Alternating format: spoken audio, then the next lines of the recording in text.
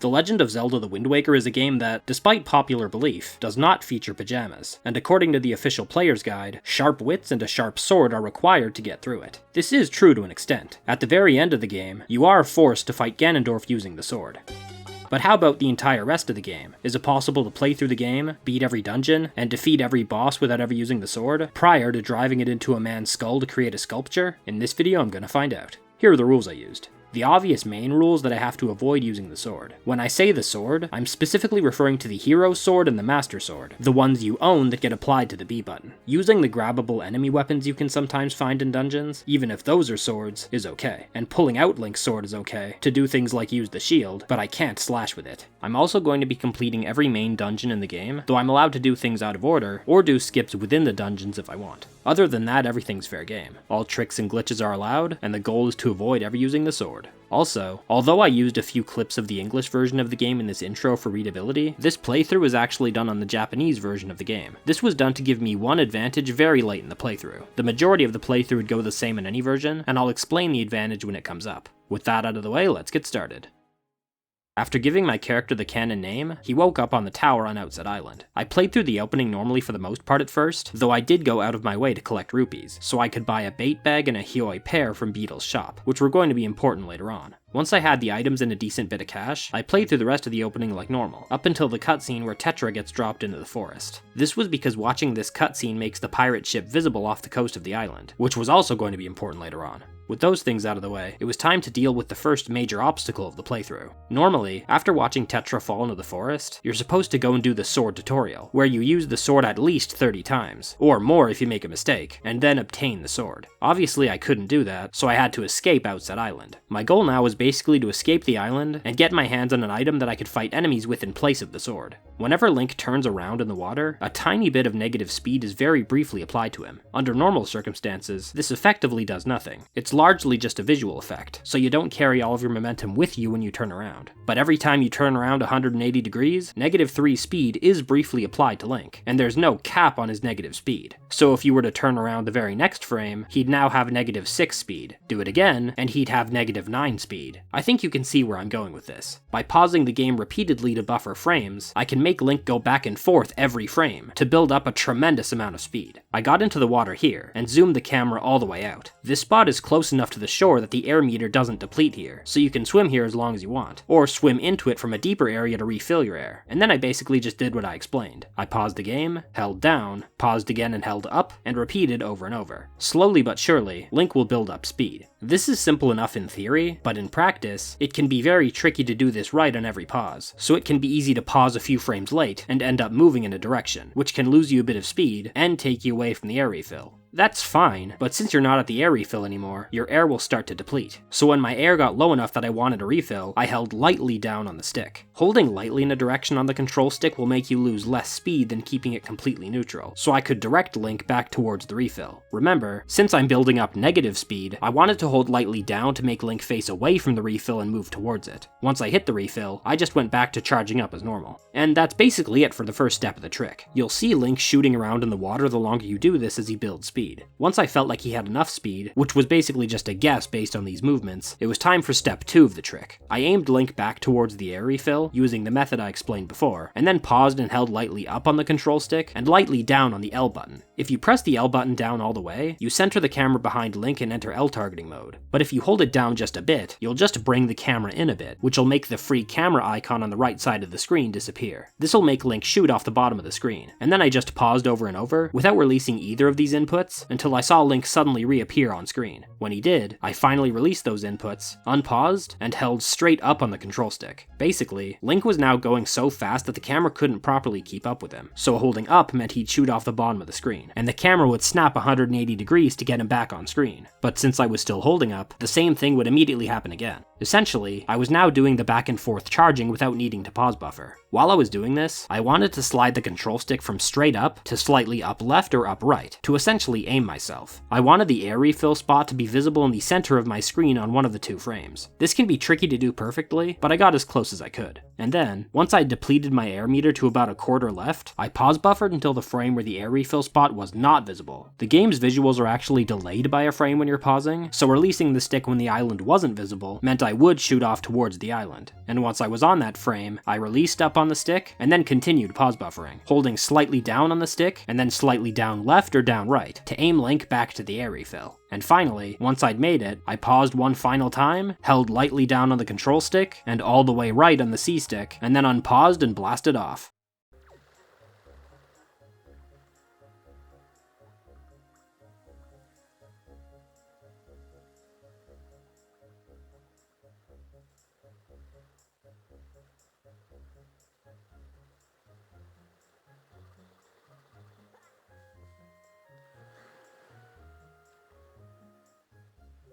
And with that, I arrived at Dragon Roost Island. This activated the cutscene that normally plays when you sail here for the first time. The King of Red Lions was invisible, since I hadn't unlocked him yet, but the cutscene otherwise played out like normal, and he gave me the Wind Waker despite not being present. And this item was the reason I did all that nonsense to get here. Normally when you pull out the Wind Waker, the camera locks in front of Link, and you end up in this Wind Waker interface, where you can't move and the sticks make Link conduct. Cancelling out of this makes him put the Wind Waker away, and you go back to normal gameplay. However, if you pull out the Wind Waker and then put it away so it's visible in Link's hand, climb onto a ledge that'll push him off when he gets up, and then pull out the Wind Waker as you climb up, and put it away 3 frames before Link hits the ground, you'll end up in this weird mode, where you're able to control the camera and the Wind Waker interface is gone, but Link still acts like he's using it. Press B again to put it away, and now the game is in a weird state that people call storage. The game essentially thinks I'm still in that cutscene mode, which allows me to do a lot of weird stuff, as you'll see throughout this playthrough. I pulled out the Wind Waker again, and because I had storage, the camera locked in front of Link and the interface appeared, but I was able to move around. So then, using the awkward controls, I aimed Link this way, got into the water, and held up. And since the camera was locked in front of him, I was able to replicate the exact same effect I'd achieved by pause buffering on Outset. So now I could do these super swims almost anywhere, without having to pause buffer again. Using this trick, I blasted off to the fairy island in quadrant C1, and then swam from there to this submarine in the same quadrant. Inside the submarine were these moblins. These are the brown moblins that hold lanterns. Ordinarily, the only time you should ever encounter these lantern moblins, without owning a sword, is in the initial stealth visit to Forsaken Fortress, where they throw you into the cell if they see you. But if you manage to encounter them elsewhere without owning a sword, they work the exact same way. So I hopped down in front of them, and they threw me out of the submarine, and into the cell in Forsaken Fortress. Once I was inside, I wanted to complete the fortress, but first I hopped down to this spot, where you normally start the fortress from. This let me activate the cutscene where Tetra talks to you with the Gossip Stone, so I guess she was fine. The reason I wanted to do this was because, since you normally ride the pirate ship and get the spoils bag just before this cutscene is the one that tells the game that you must have already completed that version of the ship's interior and obtained the spoils bag. So the game advances the ship's interior to the second version, the one where you get bombs while it's docked on Windfall later in the game. So now that I'd seen this cutscene, if I could get on board the ship I could get the bombs. But it wouldn't be as simple as going back to Outset now, because entering the fortress meant the ship wasn't there anymore. So now my goal was to complete the fortress. Also, one thing I found mildly interesting, as you may have noticed, the game puts an empty sheath on Link's back when I'm outside in this dungeon, but gets rid of it again when I'm inside. This actually does happen in a regular playthrough too, but it's usually a lot harder to notice, since you're supposed to have a shield on Link's back at this point too.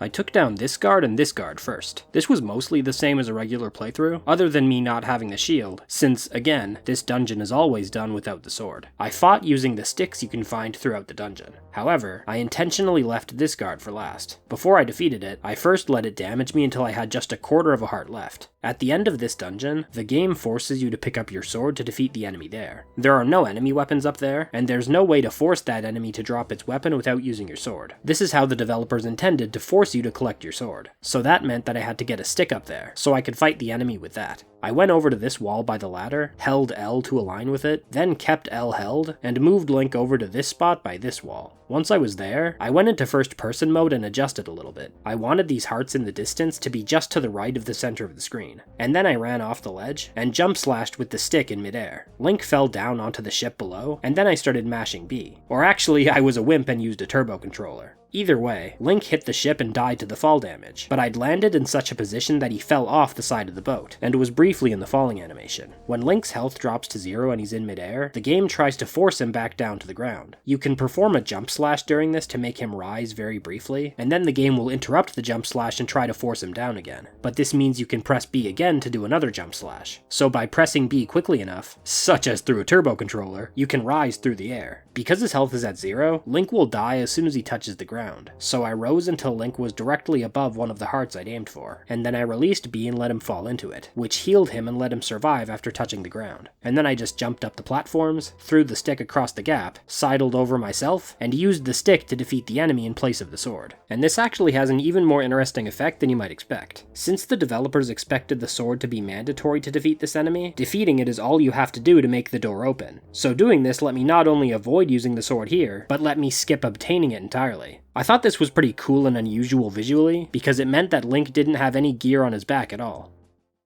After the cutscenes, I was put onto Windfall Island, and this was actually the main reason I went to the effort of completing Forsaken Fortress at this point. After you complete Forsaken Fortress and watch the cutscenes that follow it, the overworld map is actually put into a state of progression where the pirate ship reappears at Outset, so if I could get back there and board the ship, the bombs were mine. However, the ship disappears again if the map is ever reloaded. I couldn't enter any buildings, reset the game, anything like that. I had to get there right now. I started by buying the sail on Windfall. I took it back to the king, who unlocked the sea chart for me. This would make performing super swims easier from here on, since I could actually check a map to see where I was going, rather than relying on landmarks I could see around me like I had been. Because I had sequence broken over to Dragon Roost earlier, the king actually wouldn't let me get on, because he normally doesn't let you leave Dragon Roost until you're finished, so I had to super swim again. I got storage on Windfall, and then swam back over to Dragon Roost, and cancelled out of the locked camera mode, by pulling out the Wind Waker and then putting it away. The reason I came here first was to use the Hioi pair I'd purchased from Beetle earlier. I used the seagull to activate this bomb, which drops a chest down to the ground. Then I got storage again, but rather than using it to lock the camera, I went up to the chest and opened it. This happened instead. The chest cutscene didn't play, and now Link's collision was completely messed up. I could walk into walls, up solid objects, all kinds of fun stuff. Once I had this state, I got storage again here, and then went to the shore and used it to lock the camera, letting me do a super swim while having this messed up collision. So from there I swam back to Outset. With Link's collision messed up like this, sometimes I could clip inside of islands for easy air refills. Reefs, for example, are a very easy place to charge up speed, because I could just go beside any wall to essentially get as much air as I wanted. Once I made it over to Outset, I went over to the ship. Because I had watched the cutscene where Tetra fell into the forest earlier, the ship was visible here. The ship itself can also be clipped into for air refills, so I could spend as much time trying this as I wanted to.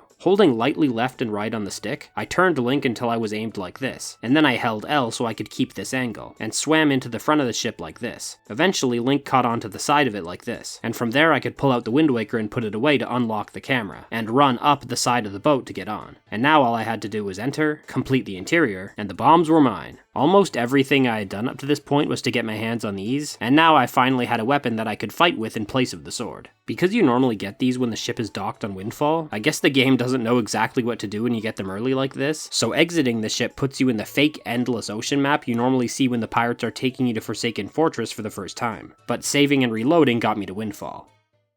Now that I had the bombs, I wanted to do a bit of upgrading before I went to Dragon Roost to take on the next dungeon. Because I got the bombs, the game's flags were set in such a way that I always got taken back to Windfall when I reloaded my file, and that was convenient for my current purposes. I swam over to the fairy fountain in Quadrant C1 I'd stopped off at to reach the submarine earlier, and entered to upgrade my wallet capacity to 1,000 rupees. Then I swam to the fountain in Quadrant E3, used the bombs to open the entrance, and upgraded my bomb capacity to 60. Finally, I swam to the fountain in Quadrant D6, used the bombs to get in there, and upgraded my bomb capacity to the maximum of 99. Since these were my main weapon for the moment, I wanted to be sure I had as many as I could. And with all that out of the way, I finally headed back to Dragon Roost to properly take it on. I learned the Wind's Requiem, encountered the random man I had never spoken to back in Outset, became a mailman, tossed Medley onto a ledge and got a bottle, and then got up there myself and entered Dragon Roost Cavern.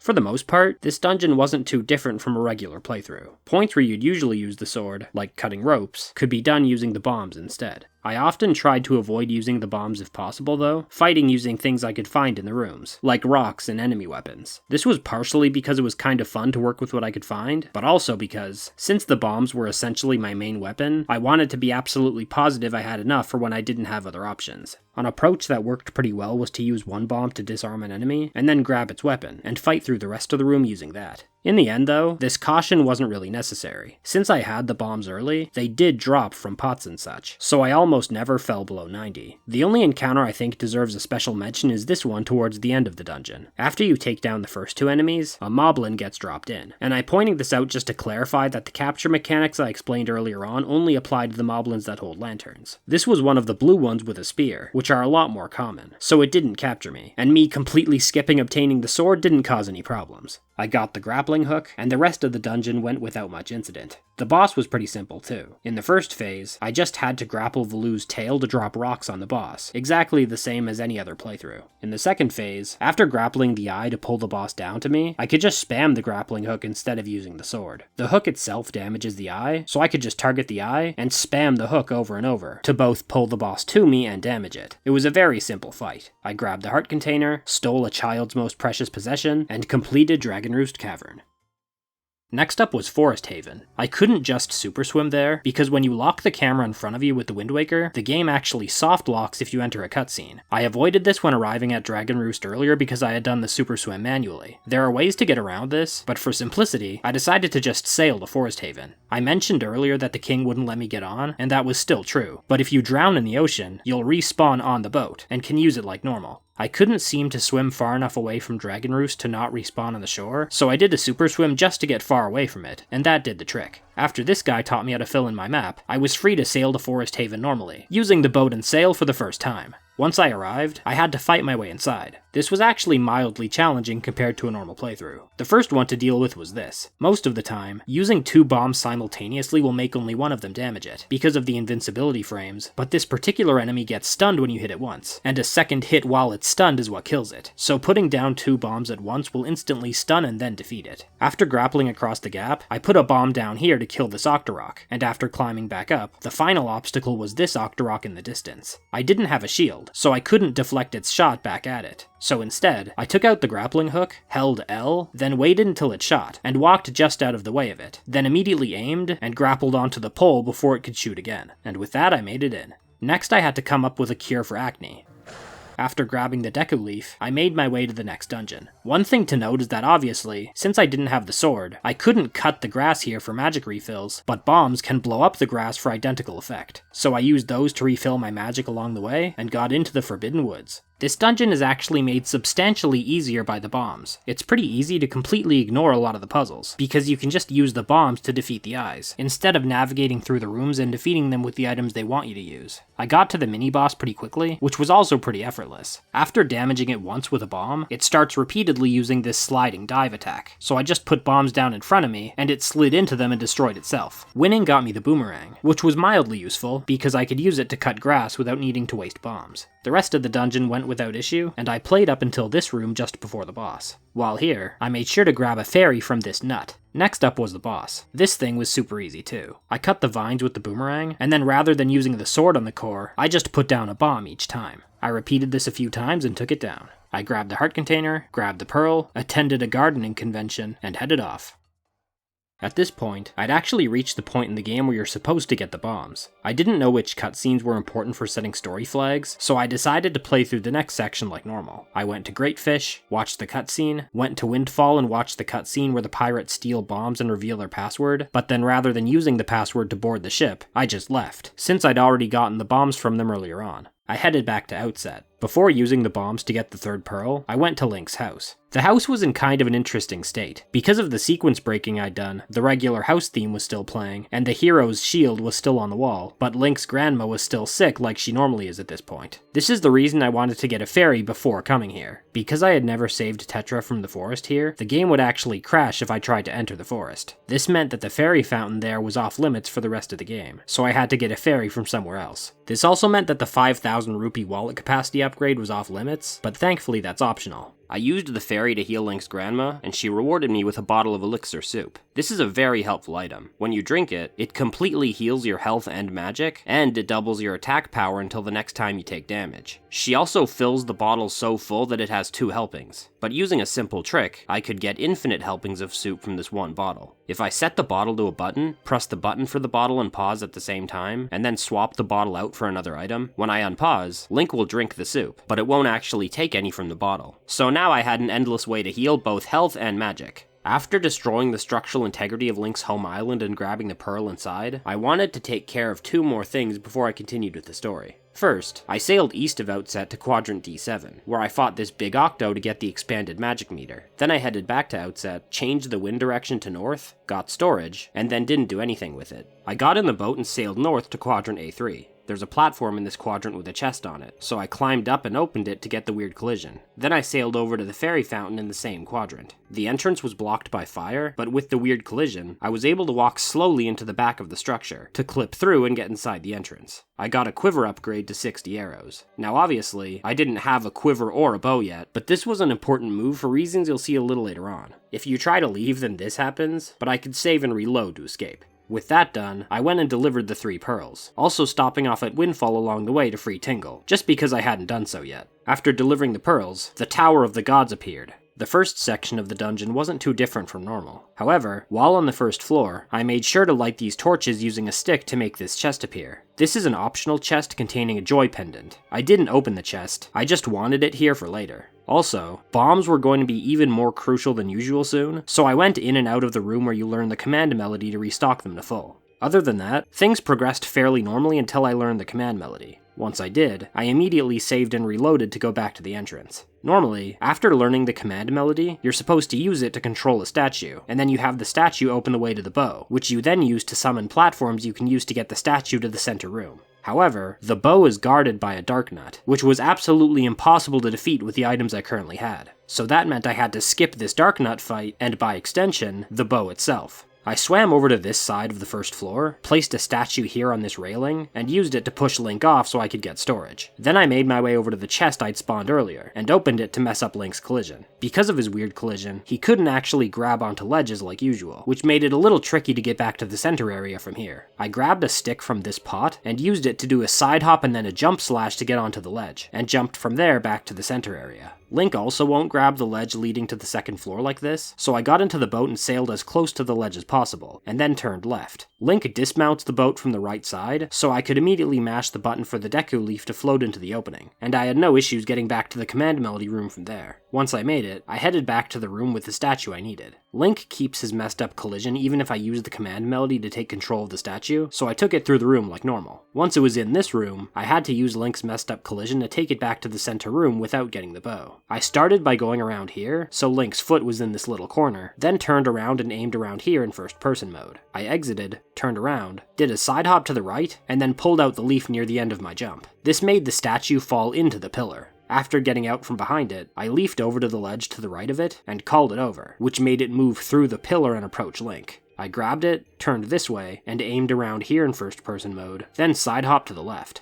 I held left after landing, so I was walking into the wall kind of like this, and then through the statue, and it went through the wall and out of bounds. The platforms you normally summon with the bow are actually stored here behind this wall, so the statue landed on one of those platforms rather than falling into the void. I walked Link into the wall a bit, then approached the ledge slowly, as if I was trying to get him to hang off of it. This can be pretty finicky, but if it works, Link will end up just kind of popping onto the platforms out of bounds, and then I could walk onto them inside the wall. I grabbed the statue, and tossed it onto the ledge on the other side of the gap, then leafed out and headed there myself. Finally, I grabbed the statue, positioned Link around here, aimed around here in first person mode, then exited and held slightly left to turn that way, and side hopped to the right to make it to the other side. I took the statue to the center room, and that was actually the only point in the entire dungeon where the bow is supposed to be required, other than the boss. There are other points where it's helpful, but you can get through the rest of the dungeon without it, without any glitches at all. Because I didn't have the sword or the bow, some things could become mildly challenging, like these things. The best approach I found was to hold a bomb, and just run directly behind them. I didn't throw the bomb, I just held it and stood directly behind them, taking the hit in exchange for defeating them. I had the infinite bottle of soup anyway, so healing wasn't really a concern. Before long I reached the boss room. It was very important that I had as many bombs as possible going in. The first thing to note is that this fight is the reason I went out of my way to get the quiver upgrade earlier. In a normal playthrough, you'll always have the bow by this point, and you're expected to use it to fight the boss. Because of this, if your arrow count ever drops to 0, a brief cutscene will play where Godon shoots out some arrows so you can restock. The problem is that if you never obtain the bow, he'll always think you have 0, so he'll constantly try to shoot some out for you, interrupting the fight every time. Getting the quiver upgrade replenishes your arrow stock to 60, so even though I couldn't access them, Godon knew I had 60 arrows, and wouldn't shoot any out for me to restock with. In order to beat this fight without the bow, I had to use bombs very precisely. You need to defeat the 2 hands, and then the head becomes vulnerable and you can damage it. For the hands, I wanted to stand near the door and bomb one, and then quickly bomb the other. I had to defeat both hands quickly, because if you take too long to defeat the second one, then the first one revives. Once I defeated them both, they were knocked out indefinitely until the next time I damaged the head, so I had as much time as I wanted for that part once I made it. For the head, I wanted to stand around these little sections on the sides of the entranceway. If I positioned myself right, the boss would get stuck in place, since it was too close to me to initiate its attack. From here, I wanted to pull out a bomb and throw it shortly before it exploded. If I timed it right and the head was low enough, the explosion would damage one of the eyes, damage each eye twice, and the head falls so I can damage it. The head bobs up and down, so even if I timed it right, it could end up being too high. What seemed to work best for me was watching the boss's movements. It bobs up and down, and I found that if I waited until it was about halfway through an upward movement to pull out the bomb, and then waited to throw it until shortly before it exploded, I seemed to have the best luck. The explosions usually seemed to hit me too, so the soup glitch was helpful for keeping myself healed up as I did this. Once the head fell and I damaged it, the hands came back, and I had to repeat the steps over again. This is very precise, but after doing it a few times, I won the fight without the bow. Link grabbed the heart container, got a noise complaint, drowned, and then entered Hyrule Castle. I grabbed this strange, unfamiliar object inside, and now Link finally owned a sword. After pulling the sword, the castle's enemies start moving again, and you can't leave until you defeat them all. Among these enemies are Dark Nuts, and as I explained in the Tower of the Gods, I didn't yet have a way to defeat them without the sword. You can break their armor with enemy weapons, so I could get one from another enemy and then fight it with that, but I didn't think of that at the time, and either way, I think it's cooler to just escape. So I headed for this spot, near the exit that leads to the field. I made sure to have the bombs and the leaf equipped. I climbed onto the railing, side-hopped right to get in the corner, then turned around, pulled out a bomb, and pressed R to drop it, which pushed Link off the ledge. I briefly held up so he grabbed the ledge, then held left, and he clipped through the wall and ended up out of bounds. I quickly ran away from the bomb, which made Link jump off the ground, and then I pulled out the Deku Leaf to start gliding. While using it, I did a technique called leaf pumping. By pressing A to cancel the leaf, and immediately pressing the button for the leaf again, you actually end up maintaining your height a lot better as you glide. I used this to glide in the direction of the exit, and with enough height, this let Link touch the loading zone and get outside. Then I could just save and reload to end up back on the other side, and hop in the king to head back above the sea.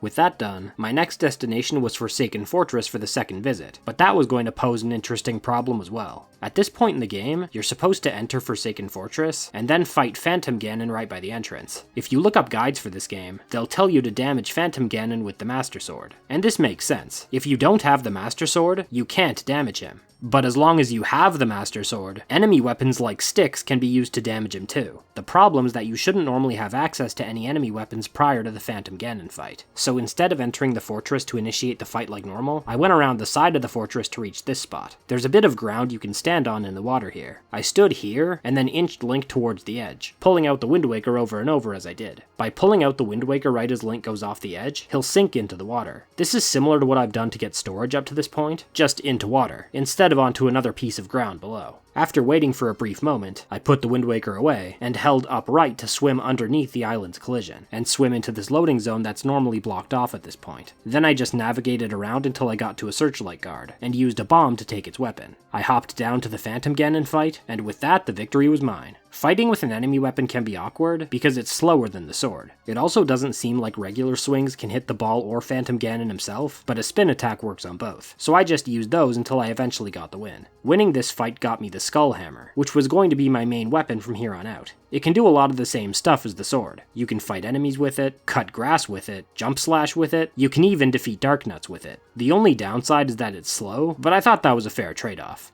With the hammer, I progressed through the rest of the fortress largely like usual. Link entrusted his sister to the pirates he robbed once, and the Helmarok King was no different from usual. After grabbing the heart container, I headed up to the top of the fortress. And strangely enough, when I entered the cutscene at the top of the fortress, the game gave me the shield. And this wasn't just a visual for the cutscene either. When it was over, I had the shield for real.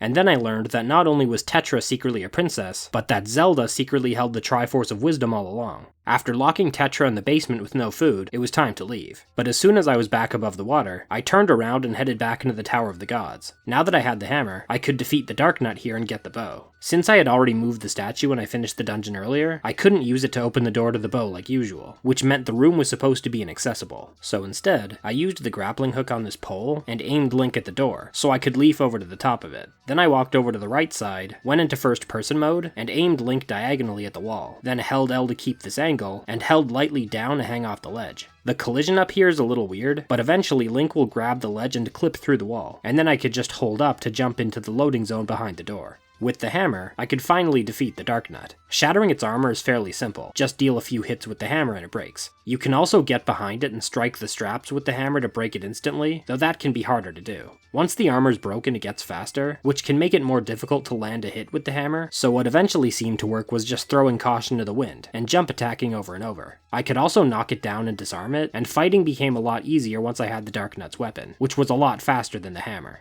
Winning got me the bow. Interestingly, even though I got the 60 arrow quiver upgrade earlier on, getting the bow reverted the capacity back down to 30. I headed back outside, then sailed south of Windfall to find this cyclone. I used the bow to defeat the guy inside, which got me the Ballad of Gales. I used it to warp into the Mother and Child Isles, which got me the fire and ice arrows. Also, interestingly, if you go back to Link's house, the hero shield is still on the wall, despite me also having it. I used the ice arrows to get into Fire Mountain for the power bracelets, then used the fire arrows to get into Ice Ring Island for the iron boots. I went to Headstone Island to learn the Earth God's lyric, played it for Medley on Dragon Roost, and then took her to Headstone Island to take on the Earth Temple. Honestly, this temple was largely the same as a regular playthrough. I was past the point of having any items early, so everything was mostly like usual, except that I fought with the hammer instead of the sword. Along the way I got the mirror shield, so I guess the hero shield got less than half a dungeon's worth of time to shine.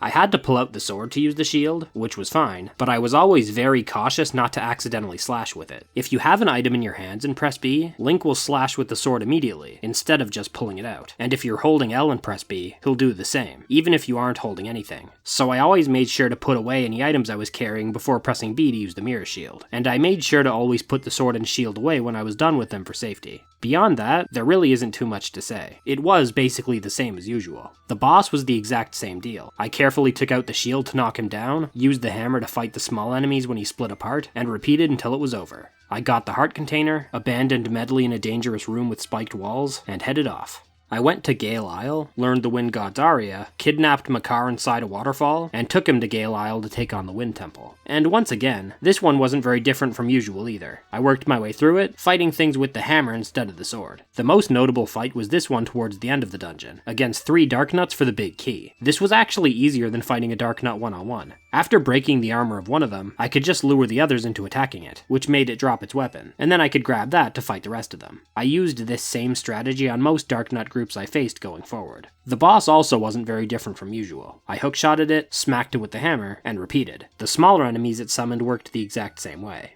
After repeating a few times, the boss went down. I grabbed the heart container, restored power to the still unused Master Sword, abandoned Makar in a room full of sand, and headed off once again.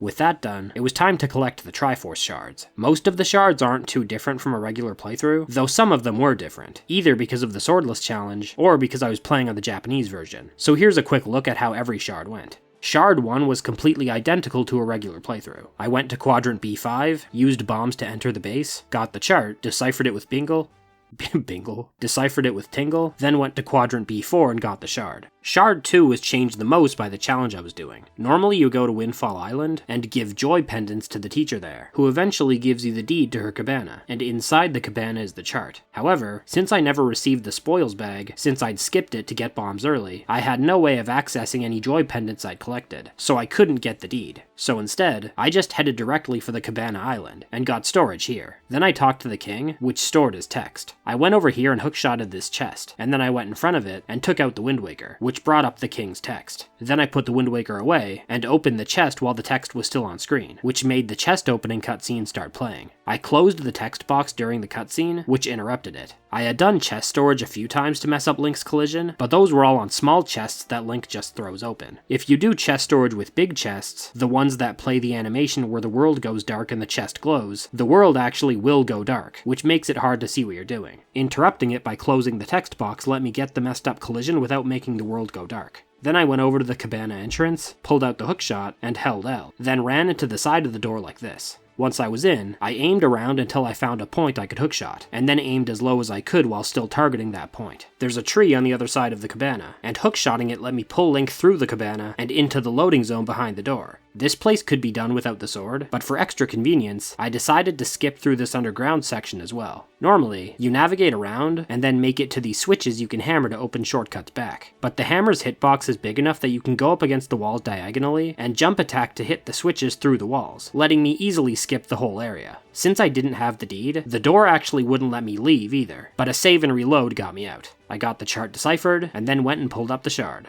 Shard 3 wasn't any different from usual because of my rules, but I did skip part of it for fun, like I had for Shard 2. I headed to this island as usual. You're supposed to use a Hioi pair to complete a challenge here and open the way to the chart, but instead, I just went here, pulled out the grappling hook, and targeted this post through the wall, which let me swing through the wall. On the return swing I let go, and Link hopped behind the gate, which let me get to the chart. When you exit you're still stuck behind the gate, but once again a save and reload got me out. I got the chart deciphered, and pulled up the shard. After getting Shard 3, I farmed rupees for a while on Windfall. This section of the game is actually even more time consuming on the Japanese version, because the localizations added in a lot more rupees to make things faster. For just one example, the room where you get the third chart has no pots in the Japanese version. I came here a few more times between shards to get enough rupees to decipher the next chart. Shard 4 wasn't changed much by the swordless challenge, but since I was on the Japanese version, after I got the ghost ship chart, it actually still didn't show up on the sea chart. The ghost ship chart itself tells you what quadrant it's in, so I used that to find it, fought the enemies with the hammer, got the chart, got it deciphered, and then pulled up the shard.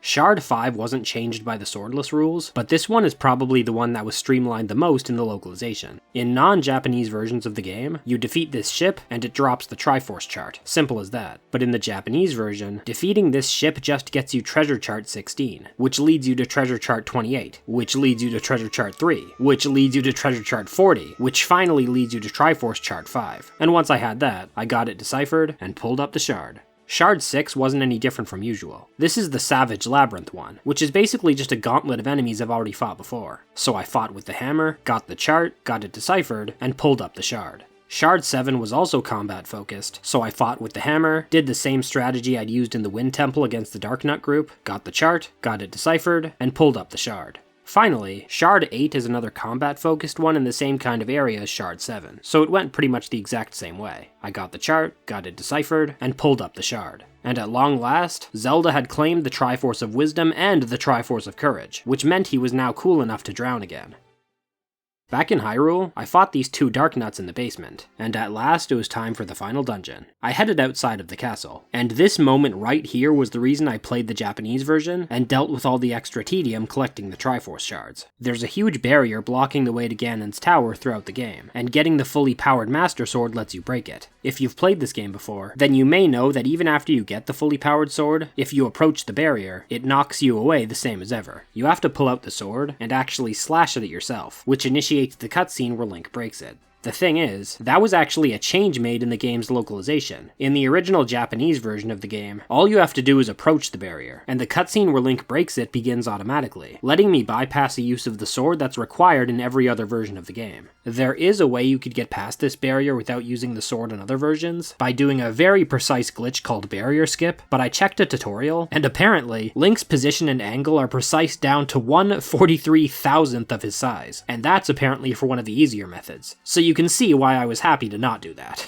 With that out of the way, I headed to Ganons Tower. The dungeon starts by making you refight the bosses from Dragon Roost Cavern, the Forbidden Woods, and the Earth and Wind temples. The only thing that's really notable here is that, for each of these refights, the game gives you back the inventory you originally had for those fights, taking away items you wouldn't have had at that point. So I was able to use bombs in the Dragon Roost and Forbidden Woods fights, since I got them early and had them for those original fights. But the 4 refights went exactly the same as the originals. Next up was Phantom Ganon's maze. I started by opening up the shortcut to Forsaken Fortress. I didn't have a reason to leave, but I figured I'd open it just in case. Then I headed into the maze. Phantom Ganon follows you in each room, and you're supposed to defeat him to have his sword fall, and point you in the direction you need to go next. But if you already know the route, you can just take it and ignore him. This is the correct route. But after doing the first 4 steps, instead of going right, I went straight. Most of the time, if you go the wrong way, you'll get sent back to the start, but in a few cases, you'll end up in a room of enemies. I did this intentionally to end up in this room of Darknuts. After fighting them, I grabbed one of their weapons. Like in Forsaken Fortress earlier, I needed to defeat Phantom Ganon at the end of the maze, and I couldn't do that without an enemy weapon. Normally you can't take enemy weapons between rooms, but by going into the corner of a doorway like this, throwing the weapon, and then immediately opening the door, I could clip the weapon through the door. This is tricky, because if you don't open the door quick enough, you can clip it successfully through the door, but then not follow it in time and have it unload, or you can fail the clip, but try to quickly open the door, and end up leaving it behind. This is why I went into this Darknut room, rather than another room with easier enemies. The easier enemies are further away from the end, so I'd have to clip the weapon through more doors. Once I was out of the Darknut room, I went left, and then straight to make it to the end. Phantom Ganon went down to a spin attack, and that got me the light arrows. I was taken back to the entrance of the maze. I had to fight Phantom Ganon again, but this is basically just a chance to try the light arrows out. A single shot instantly defeats him. After throwing his sword to open the way forward, I had some fun in the next room, and took out every enemy with the light arrows. It instantly defeats all of them too, so I had no problems at all. And then it was time for Puppet Ganon. This fight doesn't even really let you use your sword for much. Your goal is to use the light arrows to hit the tail. The only opportunity you really have to use the sword is on the Keese when they appear, but it was easy to just take them out with the boomerang instead. And with that out of the way, I climbed up the rope for the final boss. And unfortunately, like I mentioned at the very start of the video, there is no option but to use the sword here. Ganondorf only takes damage from the sword. That being the case, I had to route this fight out so I could complete it in the smallest number of sword uses possible, and it's actually a lot less than you might expect. Before I get into the explanation, I want to give credit to Azur67. It was kind of tricky to find details on how this fight works behind the scenes, but I stumbled onto a post they made in the Wind Waker speedrunning Discord that explained it, and I was able to plan this fight out thanks to that. So here's how the Ganondorf fight went. Ganondorf starts the battle with 75 health. In Phase 1, he focuses on fighting Link while Tetra shoots light arrows at him. In a normal playthrough, you'll probably attack him with the sword when Tetra stuns him with an arrow, but that isn't actually necessary. Each light arrow Tetra shoots actually deals 4 damage on its own, and the phase ends when a light arrow drops Ganondorf's HP below 50. So all I had to do was keep away from Ganondorf and let Tetra shoot at him. It takes 7 light arrows to drop his HP below 50. It drops to 47 specifically. Once that happens, Phase 2 begins, and Ganondorf knocks Tetra out, which finally forced me to use the sword. Whenever you do a parry attack on Ganondorf, he gets stunned. In order to finish Phase 2, I had to knock Ganondorf's HP below 25, and then Phase 3 would begin when he recovered from the next parry stun after his HP dropped below that threshold. I started the phase by drinking a helping of elixir soup to double Link's attack power, and then I pulled out the sword, making sure to do so when I wasn't targeting Ganondorf, so I wouldn't accidentally slash with it. I waited until I had a chance to parry, which was my very first use of the sword, and then I immediately followed up with a single spin attack and no more. In this game, spin attacks actually have a unique property. When you use the spin attack on a normal enemy, it typically takes 1 hit and then gets sent flying. But against enemies that don't get knocked away, like bosses, a single spin attack will actually damage the enemy twice. Ganondorf started the phase at 47 health, and the double-powered parry attack did 8 damage, dropping him to 39 health. Then the double-powered spin attack did 16 damage, dropping Ganondorf's health to 23, and passing the necessary threshold in a single cycle. Since the phase ends when Ganondorf recovers from the next parry stun after his HP drops below 25, I had to parry 1 more time, for a total of 3 uses of the sword. When he recovered, Phase 3 began. In Phase 3, you can't defeat Ganondorf by doing normal damage. The fight only ends when you do the final scripted attack that instantly kills him. So, I talked to Tetra, reflected her light arrow into Ganondorf, and then did that final attack. This is a special cutscene that isn't technically a normal sword use, but then again you do activate it by pressing A just like any other parry attack, so I guess the final total for this fight, and the entire game, is 3 or 4 uses of the sword, depending on whether you count this final cutscene attack.